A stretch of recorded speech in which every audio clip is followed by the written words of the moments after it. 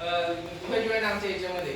तर ते म्हणले नाही मी आता घरी जातो आणि वडिलांना सांगून देतो. ते थोडेसे 4 पावलं पुढे गेले आणि मागे आले. मागे आल्यावरती शिवाजी महाराजांना म्हणले महाराज एक विचारू का? महाराज म्हणले विचार की. म्हटलं तुम्ही जो झाडावरती पोरगा बसून ठेवलाय ना त्याला सांगा की ह्या दिवसामध्ये मोर ओरडत नाही म्हणून. नाहीतर तू कोणीतरी अनोळखी व्यक्ती यायचा, तू मोराचा आवाज काढायचा, तुम्ही ऐकत गावायचे, तलवारबाजी खेळ करायचा आणि तुम्ही पकडले जायचे. म्हणजे महाराजांनी त्याच क्षणाला त्या पोराला ओळखलं आणि आपल्या सामील करून घेतलं.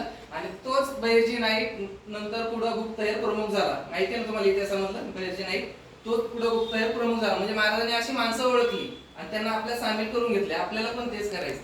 आपण तुम्ही ज्यावेळेस हॉस्पिटलमध्ये जाल त्यावेळेस सगळे माणसं तुम्हाला सारखी भेटतील असं नाही. कोण तुमच्याशी चांगलं वागेल, कोण चांगलं नाही वागणार. पण आपल्याला काय करायचंय, हा माणूस चांगला तो माणूस चांगला, आपलं फक्त कामाशी मतलब. आणि ते करत असताना सगळ्याच गोष्टी आपल्याला शिकवली जातील असं नाही. 50%